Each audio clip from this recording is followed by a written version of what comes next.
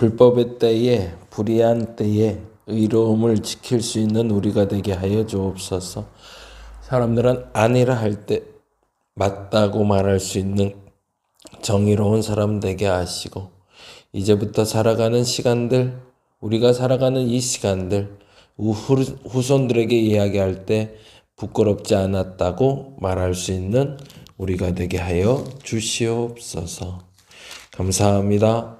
고마우신 예수님 이름으로 기도드립니다. 아멘, 아멘. 마태복음 오늘 14장에 있는 말씀 봅니다. 오늘은 마태복음 9장부터 14장까지 보는 날이고요.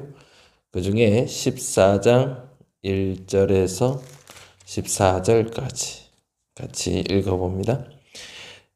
신약성경 23페이지 전후에 있습니다. 마태복음 14장 1절에서 14절. 우리 같이 한 목소리로 천천히 읽겠습니다. 그때에 분봉왕 헤롯이 예수의 소문을 듣고 그 신하들에게 이르되 이는 세례 요한이라. 그가 죽은 자 가운데서 살아났으니 그러므로 이런 능력이 그 속에서 역사하는도다 하더라. 전에 헤롯이 그 동생 빌립의 아내 헤로디아의 일로 요한을 잡아 결박하여 옥에 가두었더니 이는 요한이 헤롯에게 말하되 당신이 그 여자를 차지한 것이 옳지 않다 하였음이라.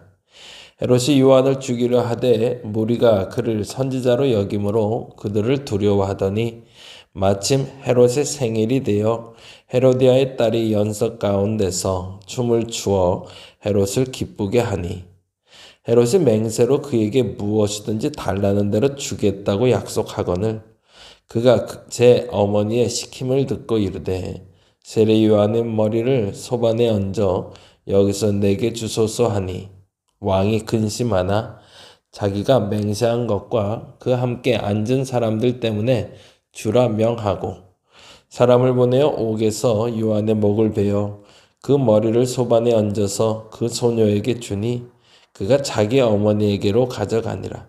요한의 제자들이 와서 시체를 가져다가 장사하고 가서 예수께 아뢰니라. 예수께서 들으시고 배를 타고 떠나사 따로 빈들에 가시니 무리가 듣고 여러 고을로부터 걸어서 따라간지라.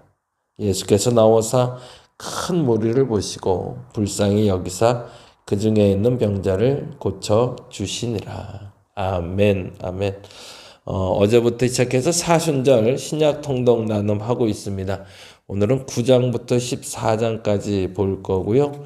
어저께도 말씀드린 것처럼 각 장의 주제가 되는 이야기를 제가 잠깐 훑어드리고요. 그래서 그 주제를 먼저 찾으셔서 읽으시면 좋겠다 생각이 들고 그 후에 그 주제뿐만 아니라 물론 성경의 각 장에 다양한 이야기들이 나오고 있으니 그 이야기 중에 저와 여러분에게 특별히 여러분 개인에게 주시는 말씀들을 여러분이 찾아가시면 좋을 것 같습니다. 그리고 각 장의 마지막, 그러니까 그날의 예를 들어 오늘 9장부터 14장이니까요.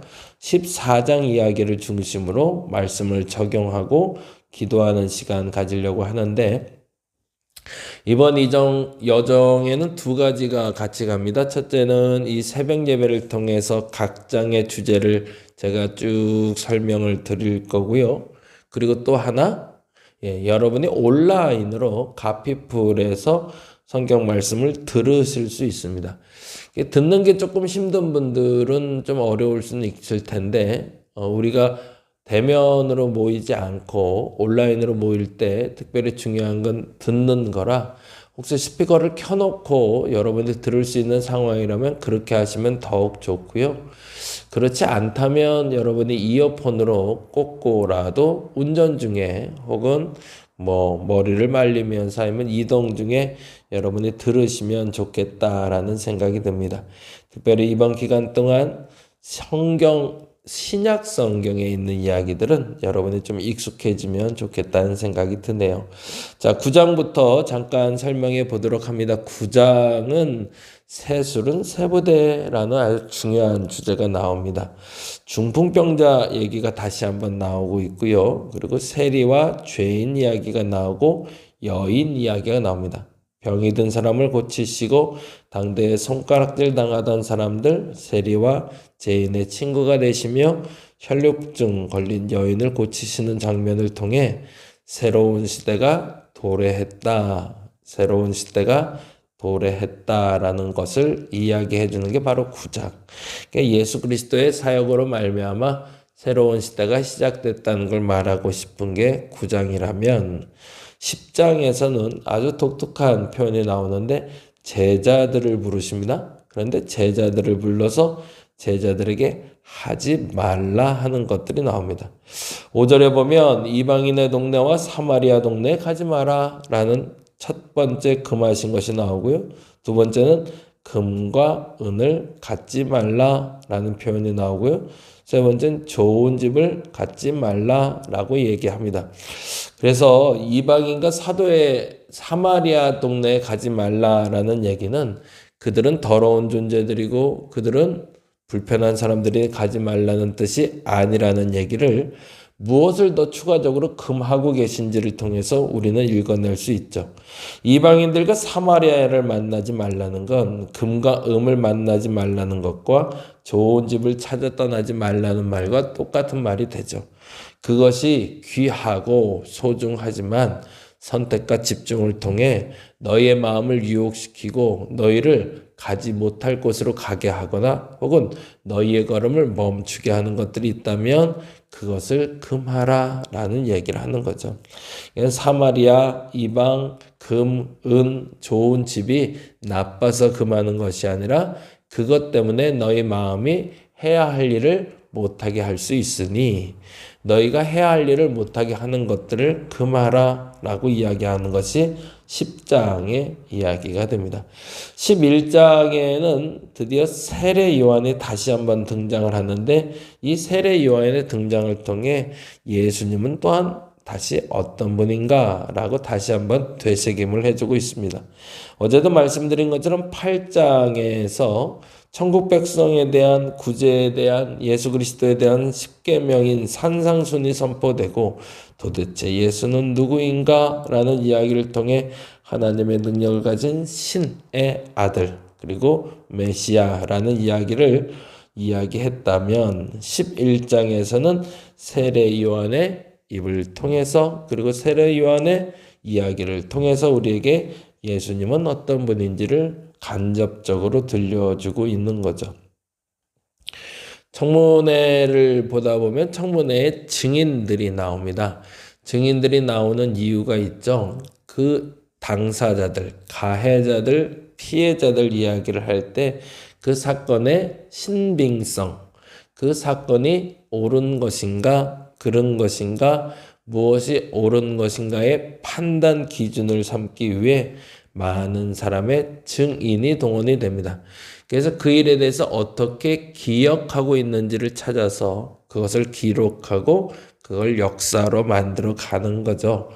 예수님에 대해서도 마찬가지입니다. 당대의 사람들 중에 예수를 아는 사람들, 예수를 가까이 했던 사람들의 입을 통해서 그들의 사건을 통해서 예수는 누구인가 라고 이야기하며 객관적으로 옳다 말할 수 있는 예수를 우리에게 말해주고 있는 거죠. 그리고 12장에는 안식일의 규례, 안식일이 무엇인가 라는 이야기를 하며 안식일은 제도가 아니라 자비다. 제사를 원치 않고 자비를 원하신다 라는 표현을 통해 의식적으로 의무적으로 드리는 예배가 아니라 마음으로 드리는 예배를 드려야 된다라는 이야기로 12장을 이야기하고 있다면 13장에서는 좋은 밭과 나쁜 밭이라는 비유를 통해 우리가 잘 아는 씨 뿌리는 비유가 나옵니다. 그래서 천국은 어떤 곳인가?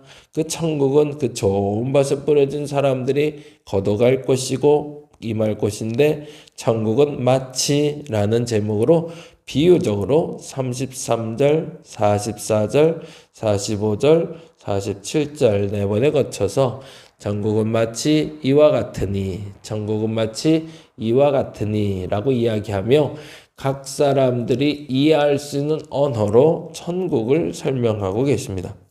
그리고 14장에 비로소 이제 예수 그리스도를 전했던 세례 요한의 죽음을 설명하고 있는 장면이 나오고 있는데, 세례 요한의 안타까운 죽음 가운데 예수의 사역이 멈추지 않고 이어집니다. 그래서 예수께서 오병이어의 기적을 행하시고 제자들과 백성들을 먹이시고 입히신 후에 그들과 함께 이동하셔서 바다 건너 가셨다가 예수께서 어떤 분인지를 다시 한번 이야기해 주는 장면이 14장이 됩니다.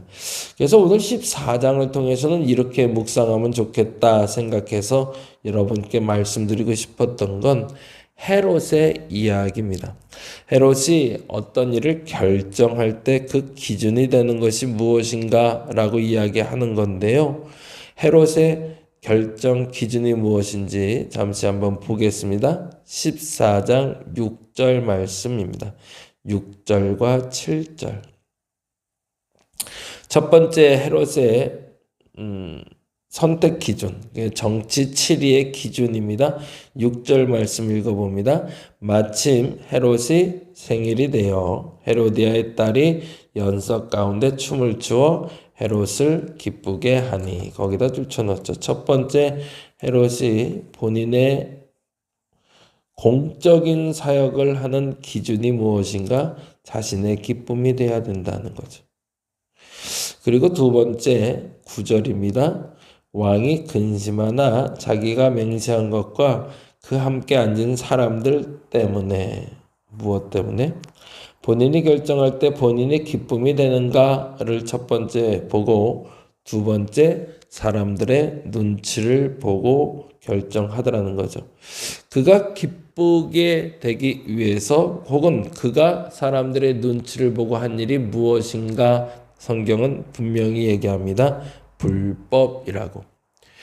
우리가 나 스스로의 기쁨을 위해서 일할 때도 있습니다. 근데 그 나 스스로의 기쁨을 위해서 일할 때 그것이 하나님께 기쁨이 되고, 그리고 세상을 기쁘게 할 수 있는 일이라면 그것처럼 좋은 일이 없죠.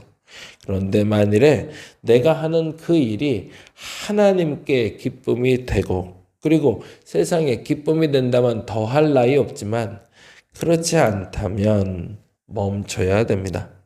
그리고 또 하나, 근심되고 걱정되는데 사람들이 눈이 있어서, 사람들이 어떻게 생각할지 몰라서 눈치 보고 행한 일은 하지 않음만 못하다라고 이야기하고 있는 거죠.